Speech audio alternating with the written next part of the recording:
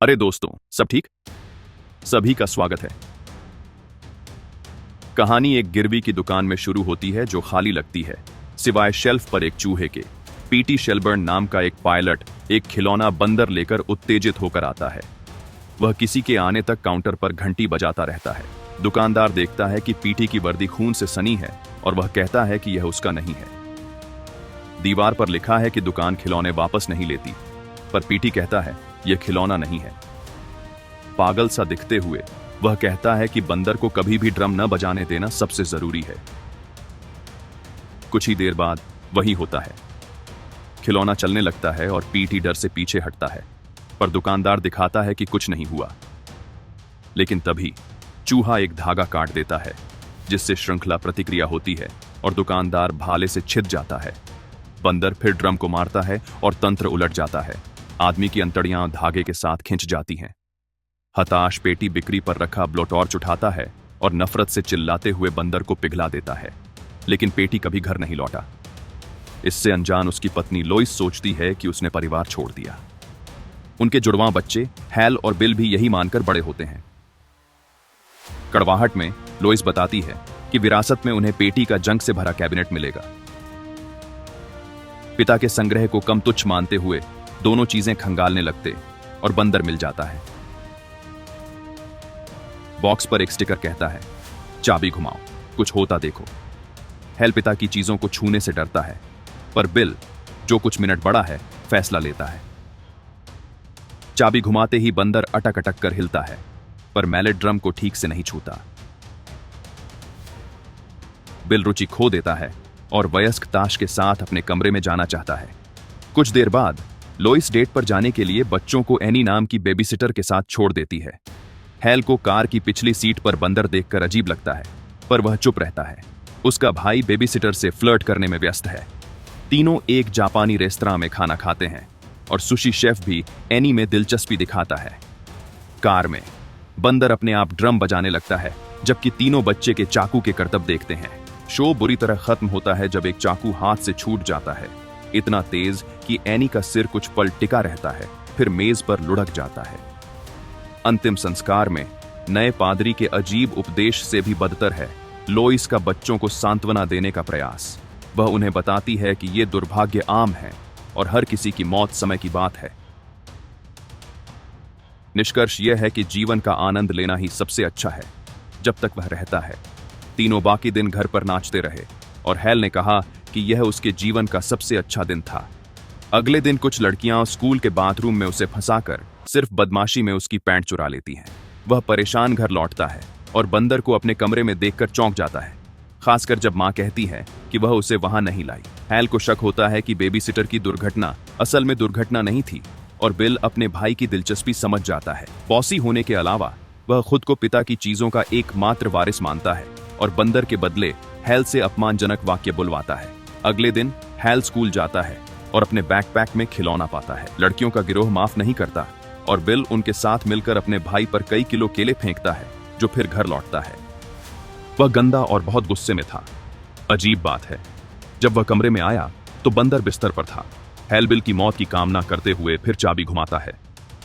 बंदर मुस्कुराता है और दाहिना पंजा उठाता है। मैलेट घूम कर गिरता है। बिल घर आ रहा है जब यह खुशी से बचने लगता है। फिर लड़का मां से बात करते हुए रसोई में आता है, पर वह जवाब नहीं देती। वह चिल्लाता है जब मां धीरे से मुड़ती है। उसके सिर से खून बह रहा है। डॉक्टर लोइस की मौत को दुर्लभ रोग बताते हैं, पर हैल सच जानता है और अपराध बोध महसूस करता है। बिल अंतिम संस्कार में आकर उसे पुकारने लगता है, अभी भी नुकसान को स्वीकार नहीं कर पाता। अब चाचा चिप लड़कों की देखभाल करेंगे। हैल को बताते हैं कि वे कभी बच्चे नहीं चाहते थे। वह अपना बेस्ट देने का वादा करता है, पर कहता है कि उसका बेस्ट भी बहुत खराब है। जाने से पहले हैल उस शैतानी खिलौने को मांस काटने वाले चाकू से खत्म करने का फैसला करता है। पहला वार एक बांह को अलग कर देता है और लड़का खिलौने से खून बहता देख घृणा से भर जाता है। फिर भी वह काटना जारी रखता है और सभी टुकड़े फेंक देता है, इस बुरे सपने को खत्म करने का निश्चय करके। तब जुड़वां बच्चे अपने चाचाओं के साथ कैस्को मेन शहर चले जाते हैं। बिल अभी भी दुर्घटना से बहुत व्याकुल है और जैकेट उतारने से मना करता है। कहता है कि अगर जल्द ही एक और अंतिम संस्कार हुआ तो उसे फिर से नहीं पहनना चाहता। नए घर में पहली रातों में से एक रात वह बरामदे पर टिमटिमाती रोशनी देखता है और जांच करने खिड़की पर जाता है। उसे बाहर चमकती आंखें दिखाई देती हैं। छवि गायब हो जाती है, लेकिन जब वह लौटता है तो बंदर बैठक के बीच में होता है। हैल को अपने भाई से अपने शक साझा करने पड़ते हैं और यह भी बताता है कि उसने बंदर से कैसे छुटकारा पाया, पर यह नहीं बताता कि उसने लोइस की मृत्यु के दिन चाबी घुमाई थी। उस अंतिम विवरण के बिना बिल खतरे को नहीं समझता और भाई के सिद्धांत जांचने के लिए फिर चाबी घुमाने पर अड़ जाता है। नतीजा वाकई एक और अंतिम संस्कार होता है, जब अंकल चिप कैंपिंग एरिया में सोते हुए 67 घोड़ों से कुचल दिए जाते हैं। यह दोनों भाइयों को पूरी तरह मना लेता है और बंदर को अमर जानकर वे उसे कुएं में फेंकने का फैसला करते हैं ताकि कोई और न घायल हो। योजना पूरी तरह सही नहीं, पर 25 साल तक काम करती है। इतने समय तक शिकार और मछली पकड़ने के शौक में मग्न रहने के बाद चाची ईडा एक दिन धीमी सर्कस धुन से जागती है। शंकित होकर वह हथियार लेकर जांच करने नीचे जाती है और तहखाने की सीढ़ियां ठीक उसके गुजरते वक्त टूट जाती हैं। लेकिन यह चाची ईडा का अंत नहीं है, क्योंकि वह चीखती हुई उठती है। हुक के ढेर में मुंह के बल गिरने के बाद, एक एक करके निकालने के बाद उसे कुछ जलने की गंध आई और वह स्टोव के एक मुंह के पास नाक ले गई, जो अचानक अपने आप जल उठा। उसका चेहरा आग का गोला बन गया और वह चकराकर भागी, जब तक कि बिक्री के लिए के साइन से न टकरा गई। इस बीच हैल एक अकेला और खाली जीवन जी रहा था। बंदर का आघात उसे लोगों से दूर रखता था। डर था कि कोई भी मुर्दा घर में न पहुंच जाए। उसने अपने भाई से भी दूरी बना ली और कहा कि उसे ज्यादा याद नहीं करता। हालांकि हैल का एक बेटा है जिसे वह साल में सिर्फ एक बार देखता है। उसका नाम पेटी है, उस दादा के नाम पर जिससे वह कभी नहीं मिला। उसकी मां प्रसिद्ध टेड हैमरमैन से शादीशुदा है, एक पेरेंटिंग गुरु जिनकी किताबें घर में भी रखी हैं। वह बताती है कि टेड उसे कानूनी रूप से गोद लेना चाहता है, जिसके बाद ये मुलाकातें जरूरी नहीं रहेंगी। हैल विरोध करता है, पर टेड अपनी किताबों की ओर इशारा करता है, दिखाते हुए कि बच्चों के पालन के विशेषज्ञ से बहस बेकार होगी। पत्नी सुझाव देती है कि हैल पेटी के साथ बिताए जाने वाले दिनों का पूरा फायदा उठाए, ताकि लड़का कमरे में आता है जब वयस्क संयम खो रहे हैं। चाची ईडा के यार्ड में घरेलू सामान बिक रहा है। बंदर भी। रिकी नाम का एक बालों वाला आदमी इसे खरीदता है। उसकी मां इन सौदों से नाखुश है क्योंकि खरीदार अजीब है। होटल में पेटी पिता से परिवार के पेड़ पर प्रोजेक्ट पूरा करता है। हैल के लिए यह असहज है। वह झूठ बोलता है कि वह इकलौता है। रात को बंदर के सपने से जागकर हैल पंखा चालू करता है। फोन बजता है। अनजान नंबर से भाई की गालियां सुनाई देती हैं।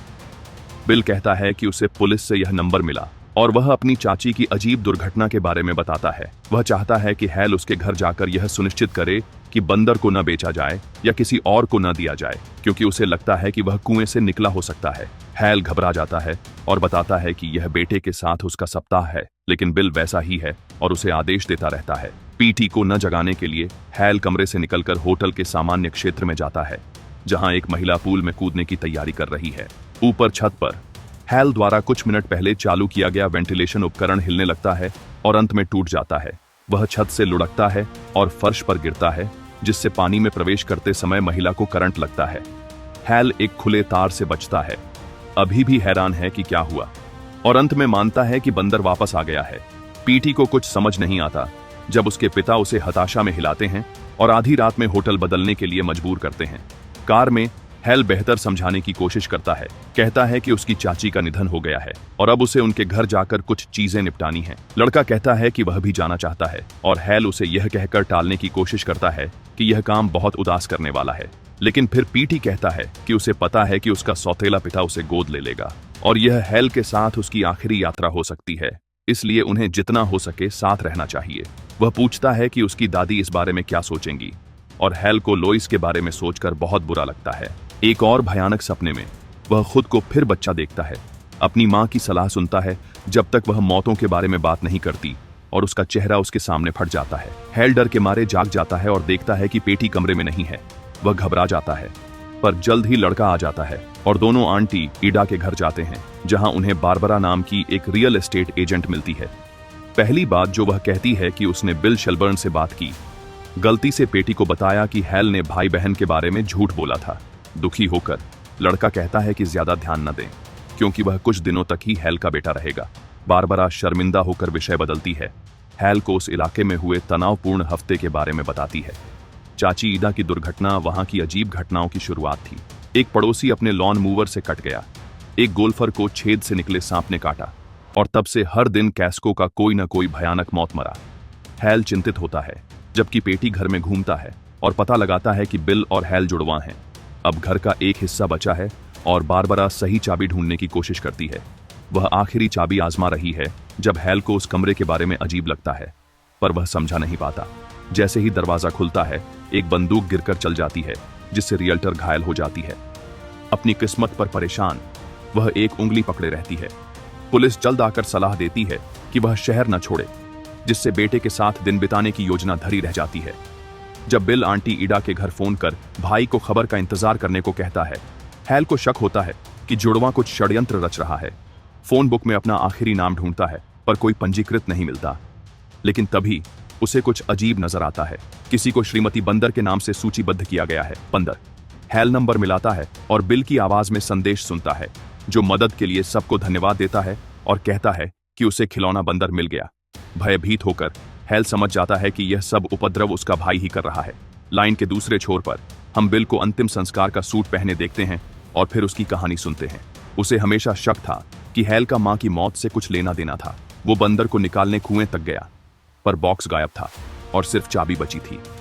बिल ने इसे वापसी का वादा समझा और बाकी जीवन दूसरे संकेत का इंतजार करता रहा। एक दिन उसकी किस्मत की कुकी में संदेश था, चाबी घुमाओ कुछ होगा। संयोग से यह 2016 था, बंदर का साल। तब से बिल बदला लेने की तैयारी कर रहा है। उसने सूट भी ठीक किया, क्योंकि अब वो और अंतिम संस्कार चाहता है। आखिरकार अखबार में यार्ड सेल का विज्ञापन आया और उसने रिकी को अपना पुराना दोस्त वापस लाने के लिए काम पर रखा। अनजाने में उसने पहली बार चाबी घुमाई, वही शब्द कहते हुए जो हैल ने उसे मारने की कोशिश में कहे थे। और उस वक्त की तरह शिकार कोई पूरी तरह से बेकसूर व्यक्ति था। हालांकि अपने भाई के विपरीत बिल लक्ष्य हिट करने तक कोशिश करता रहेगा, चाहे इसमें आधा शहर ही क्यों ना उजड़ जाए। अपने घृणित स्वभाव से अनजान रिकी उस रात बिल के इंटरकॉम पर बातचीत के लिए कहता है। वह बंदर वापस खरीदना चाहता है, क्योंकि वह खिलौना उसे अपने पिता की याद दिलाता है। बिल उसे रूखेपन से मना कर देता है और रिकी इतना दुखी होता है कि वह बंदूक लेने घर जाता है। इस बीच हैल और पेटी का वही ड्रामा जारी रहता है। हर नई मुसीबत पर हैल बेटे को वापस भेजने या कहीं छोड़ने का सोचता है, पर पेटी को चोट लगने पर वह मन बदल लेता है। जब लड़का बाथरूम जाता है, हैल बिल को फोन कर बताता है कि उसे सब पता है। वह इनकार भी नहीं करता और अल्टीमेटम देता है कि वह तभी रुकेगा जब हैल पेटी को उसके पास लाएगा। बिल के हिसाब से लोइस तब मरी जब उसके बेटे ने बंदर चालू किया, तो वहीं उसकी गलती होनी चाहिए। अगर पेटी चाबी घुमाए तो शायद उसकी योजना काम करे और हैल को कुछ बुरा हो। इस विचार की भयानकता के बावजूद हैल उस शापित खिलौने के गुप्त नियम जानता है। जब बंदर ढोल बजाता है तो सिर्फ चाबी घुमाने वाला व्यक्ति ही सुरक्षित रहता है। इसलिए अगर वह प्रस्ताव मान ले तो यह पीटी की सुरक्षा सुनिश्चित करने का तरीका होगा। बाथरूम से निकलते ही दोनों फिर बहस करने लगते हैं और तभी कोई दरवाजा खटखटाता है। रिकी अपने पिता की पुलिस वर्दी पहने आता है और हैल पर बंदूक तानता है। वह दोनों को बिल के घर ले जाने पर मजबूर करता है ताकि पीटी कुत्ते के दरवाजे से बंदर चुरा सके। बंदूक के सामने हैल बेबस है और बस बेटे को बंदर की पीठ की चाबी न घुमाने को कहता है। पीटी समझता है कि यह बंदर पिता के व्यवहार का कारण है, पर स्थिति नहीं समझ पाता। वह आसानी से कुत्ते के दरवाजे से घुसता है और पहले गलियारे में कुल्हाड़ी से बाल बाल बचता है। यह उनके मनोरोगी द्वारा लगाए गए कई जालों में से पहला है। चाचा, लेकिन पेटी उन सभी को चकमा देने में काफी चतुर है। फिर भी वह एक तनेतार पर लगभग गिरता है, जो एक बॉलिंग बॉल को गति देता है, पर यंत्र अचानक रुक जाता है, जैसे खराब हो गया हो। तब पेटी अपने चाचा को बंदर से बदला लेने की कविताएं बोलते हुए देखता है और पूछता है कि क्या वह ठीक है। स्वीकार करते हुए कि वह ठीक नहीं है, बिल अपने भतीजे से बचपन के खिलौने में मदद और चाबी घुमाने को कहता है। चूंकि पेटी को नहीं पता कि असल में क्या दांव पर है, उसे पिता की चेतावनी पर ध्यान देने का कोई कारण नहीं है। इसीलिए वह अपनी जिज्ञासा शांत करने का फैसला करता है और चाचा की बात मानकर धीरे धीरे चाबी घुमाता है। जैसे ही बंदर मुस्कुराकर पंजा उठाता है, घर के सामने का पेड़ हल्का हिलता है और हैल देखता है कि एक शाखा विशाल छत्ते के बोझ से टूट रही है। जब बंदर हथौड़ा नीचे लाकर बजाना शुरू करता है, रिकी के सिर में खुजली होती है और वह बंदूक से छेड़छाड़ करते हुए गलती से गोली चला देता है। गोली किसी को नहीं लगती, पर विंडशील्ड में एक छेद बनाती है जो मधुमक्खी के छत्ते के बीच के छिद्र से एकदम मेल खाता है। फिर सर्कस की धुन खत्म होती है, बंदर खेलना बंद करता है और पहली मधुमक्खी तुरंत प्रकट होती है। हजारों अन्य मधुमक्खियों की कतार खींचते हुए वह गोली के छेद से होकर सीधे रिकी के चेहरे पर उड़ जाती है। पूरा झुंड लड़के के मुंह में घुस जाता है और वह छटपटाते हुए कई गोलियां चला देता है। फिर भी हैल बिना एक भी डंक खाए घटना से बच निकलता है, कार से सुरक्षित बाहर आ जाता है। धैर्य खोकर बिल भतीजे से खिलौना छीनता है और चाबी घुमाने की बजाय दाएं पंजे को पकड़कर जबरदस्ती नीचे दबाने की कोशिश करता है। वह बड़ी ताकत से ड्रम पर एक बार मारता है और इस प्रयास से दोनों जमीन पर गिर पड़ते हैं। जब बिल गिरने से संभलता है तो बंदर अपना पंजा उठाए बैठा होता है। वह फिर से बजाना शुरू करता है, लेकिन इस बार बिना धुन के और एक अलग ताल में। गति धीरे धीरे बढ़ती है, उन्मत्त गति तक पहुंचती है और फिर अचानक रुक जाती है। बिल पड़ोस में एक महिला की चीख सुनता है। उसके बाद कई चीखें और धमाके होते हैं। खिड़की से झांककर वह शहर के बीचों बीच एक विमान को दुर्घटनाग्रस्त होते देखता है। बंदर कुछ और बार मारता है, घर की छत तोड़ता है और दुल्हन वेशधारी यात्री गिर जाता है। यह स्पष्ट हो जाता है कि यह सब विनाश बंदर को नियंत्रित करने की कोशिश की सजा है।